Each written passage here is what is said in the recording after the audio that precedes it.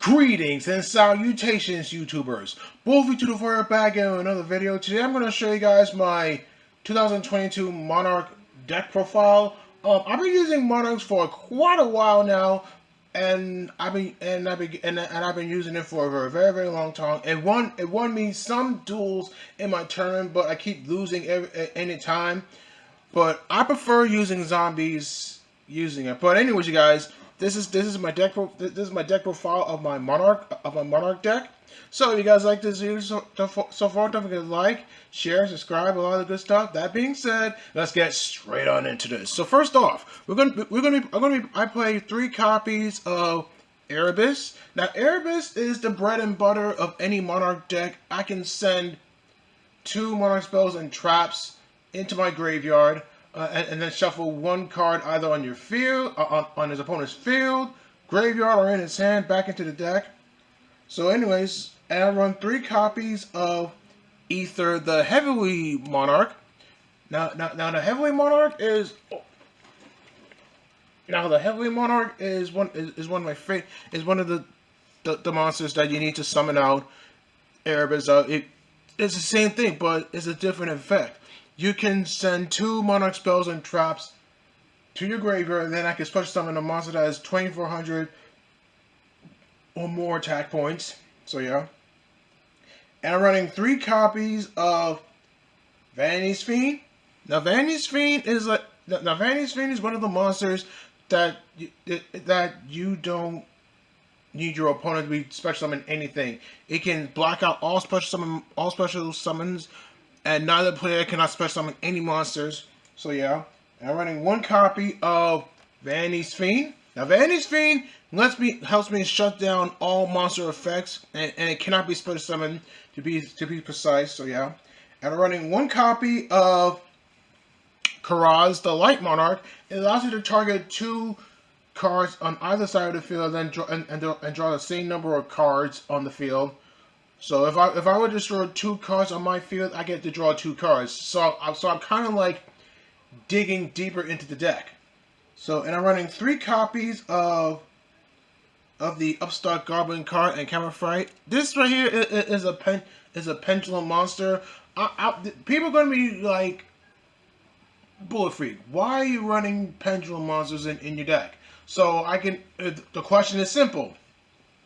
I can set this in my pendulum scale and then to destroy it, and I could draw 1 card of it. So yeah, and I'm running 2 copies of Eidos, the Eidos, the Underworld Squire. It allows you to give me an extra tribute summon once it's normal summoned. So yeah, and I'm running 2 copies of Edea. Now Edea helps me bring out Eidos out of my deck, but she'll be easily ashed, so be very careful when activating his effect. And I'm also running 1 copy of Mithra, the Thunder Vassal. Now the Thunder Vassal lets you special summon a monster and then gives my opponent a vassal token. So I can just tribute that off, and then I can summon out another monster. So yeah, it grants me a tribute summon this turn. So yeah. So anyways, guys, that is it for the monsters, guys. Let's get into the spells. So for the spells, I'm running 1 copy of Foolish Burial. It allows me to send 1 monster in my deck to my graveyard. You can target Eidos in your graveyard, and then I can special summon Mithra onto the field if I banish it. So yeah. And I'm running 1 copy of Reinforcement of the Army. Helps me add Edea to my hand. And I'm running I'm adding 1 copy of what else? What else I have? Let's see. Where is my 1 for 1? Where's my 1 for 1? Oh, let me hold on. Give me a minute, you guys. All right, guys. Sorry about that. I had to take out the 1 for 1 out of my Akashi deck, so I'm running 1 copy of 1 for 1. Now 1 for 1 is one of the monsters that I need to send from my hand to my graveyard to special summon a monster from my hand or deck. So it could be ashed very, very easily. So be very, very careful when using this. And I'm running 3 copies of the Monarchs. Wait. I'm running I'm running 2 copies of Return of the Monarchs. Now Return of the Monarchs helps me add a monster that has 2,400 or more attack points onto the field. So yeah. And I'm running 3 copies of the Monarchs, the Monarch Stormforth. Now, Monarch Stormforth helps me tribute summon an opponent's monster. It's kind of like Soul Exchange, but it allows me to tribute summon tribute a monster onto off the field, and then I can tribute summon that monster onto the field. So yeah, I'm running 1 copy of March of the Monarchs. Now, March of the Monarchs protects my Monarchs from being destroyed from card effects. So it provides extra protection. And I'm running 3 copies of Domain of the True Monarch. Now, Domain of the True Monarchs helps me lock down my opponent that from using the extra deck. So hopefully it gives me the protection that I need. And I'm running 3 copies of Pantheism of the Monarchs. Now, Pantheism of the Monarchs is off the ban list.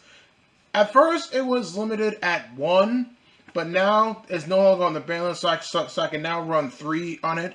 So yeah. And I'm running 3 copies of Tenacity of the Monarchs. Now, Tenacity of the Monarchs helps me add a Monarch spell, a trap card from my deck to my hand. So yeah.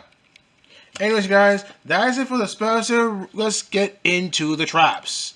Oh, I forgot to tell you. Monarchs don't run extra deck. Don't run the extra deck. So, which is good news, by the way. I'm running a few traps in this deck here. So I'm running 1 copy of Escalation of the Monarchs. Now, Escalation of the Monarchs helps me tribute summon a monster to either his main phase 1 or the battle phase. So yeah. And I'm running 2 copies of the Prime Monarch. Now the Prime Monarch helps me stretch summon it back into the field into the defense mode. It acts as a normal monster. I don't know what I did to my 1-for-1. I think my other 1-for-1, but I think I lost that one. So yeah. Anyways, you guys, that is it. All right, anyways, you guys, that is it. That is it for this deck profile here. Please stay tuned for test plays on this deck. So let's go. Alright, you guys, I'm gonna start doing some test plays on this deck here. So I'm gonna run 3 test plays today. So let's do my power shuffle. I do my power shuffles all the time, and after that I gotta take out back the 1-for-1 that I just added to my deck and back into my Mayakashi deck. So I'm gonna start using my Mayakashi deck probably tomorrow. So hopefully anything goes well in that tournament tomorrow. So I'm just practicing, you guys.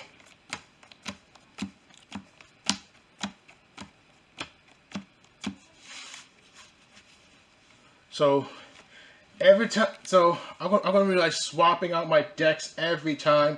Oh,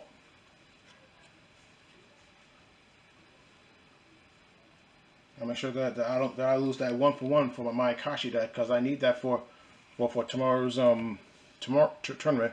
So let's start with the first test stand. So I get Edea, Eidos. A Majesty Spain, another Edea, and Mithra.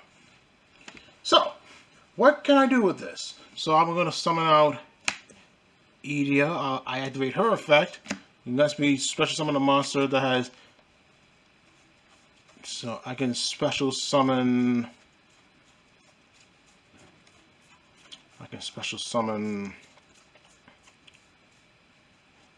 Eidos to my field. That grants me an extra tribute summon, this turn. Shuffle. If I have the 3 bone towers for my Mayakashi deck, I would do the deck out option. So, but I'm not doing that right now. So I'm using the Monarchs for now on, and and I can either sacrifice him for Majesty's Fiend, but please note that Majesty's Fiend blocks off all monster effects, so be very, very careful when using this effect. So I can't do nothing in this turn here, so I'll just have to pass my turn, and then the next turn you draw March of the Monarchs, and then you get to activate it. So let's move on. Let's move on to my second test hand.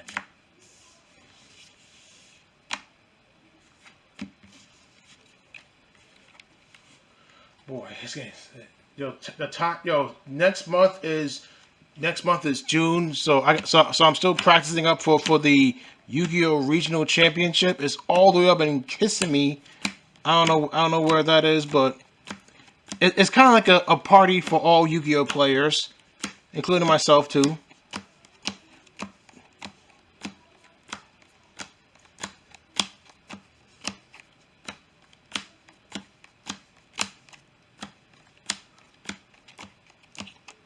Okay, shuffle that. I do my power shuffles every time I play Yu-Gi-Oh. Yu-Gi-Oh has been around for 20 long years. I ain't gonna lie. All right. Anyways, you guys, let's move on to my second test hand. My second test hand. I got a Camera Fright, Pantheism of the Monarchs, Return of the Monarchs, the Prime Monarch, and Erebus. So this is a perfectly good hand. So I'll start off by activating a Camera Fright to my Pendulum Zone. I get to destroy it and then draw one card off my field. I got a 1/1. I get to activate this effect. I can just special summon this in defense position. Next, I will activate Pantheism of the Monarchs. I can send Return of the Monarchs to draw 2 cards. But the banishing effect I can only activate Pantheism of the Monarchs once per turn. But I checked it out on Master Duel that you can activate Pantheism of the Monarchs. Just I don't know. I can activate another Pantheism of the Monarchs. I'm gonna send my Prime Monarch to my graveyard and draw another 2 cards. If it's legal, of course. Next, I will play Tenacity of the Monarchs. Lets me add a Monarch spell or trap. I'll add Domain to my hand. Then I gotta shuffle.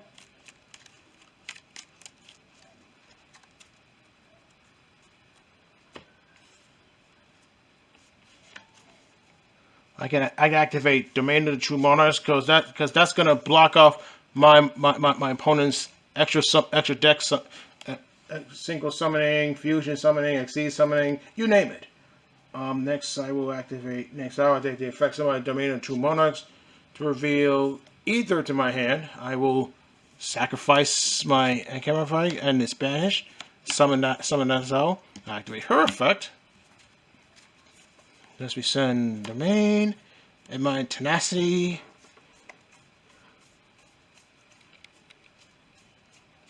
I'm gonna special summon out Erebus, which is good by the ways. Next, and look at this setup here. Look at that. I can special summon. I can activate the Prime Monarch's effect. I can banish one of my spells and traps. Special summon this onto the field. So it's not a bad play. So yeah. Oh my god. Let's move on to my third and final test hand.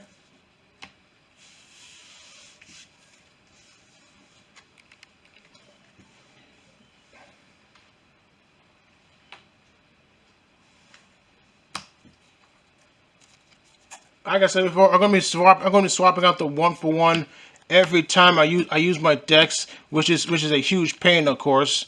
I gotta get another 1/1 common.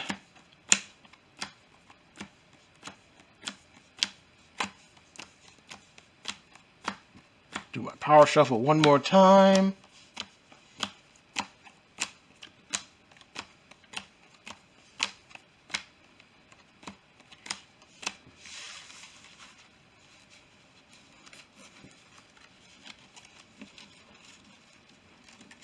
and people are gonna be ecstatic with this deck here. Oh yeah, some guy recommended the Super Quantum format with this Monarch deck. I will say, okay, I will use the Super Quantum format with this Monarch deck if it's okay. So let's do my third and final test hand. I got a Escalation, and Camouflage, Monarch Stormforth, Vanity's Fiend, and the Monarch Stormforth. So what can we do from here?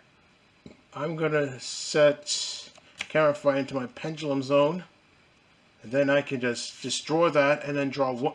I can just destroy that and draw one card from my deck. Let's see if I get the right one. Cool. I get the Domain of the True Monarchs. Next, I will special summon this into my into my extra deck zone because it cannot be normal summon or set. So I'm gonna play Domain of the True Monarchs. That helps me locks down my opponent's extra deck summons. So I can just go to. I'll just sacrifice it. I Camouflage so I can special summon out Vanity. See now, this one is a perfect setup. Domain of the True Monarchs and my Vanity's Fiend. That helps me lock down all summons, which means your opponent can't play Yu-Gi-Oh anymore.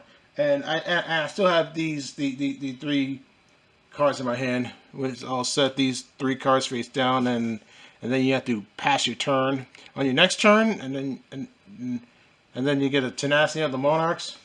So yeah. Anyways, you guys, that is it for my Monarchs deck profile and test plays. I want to thank you guys for watching this video so much. You guys giving me so much love throughout the years here, and I want to say I do appreciate the love and support that y'all gave me throughout the years here. So yeah, kudos to y'all. Anyways, you guys, this is Bullfit24 here. Make sure to like this video, leave a comment, favorite, and subscribe. Wait, make sure you like, share, and subscribe. Make sure you turn on all notifications on for any new videos here. And make sure you like me on Facebook, follow me on Instagram and TikTok, and MHN Online, Xbox Live, and PSN. Okay, guys.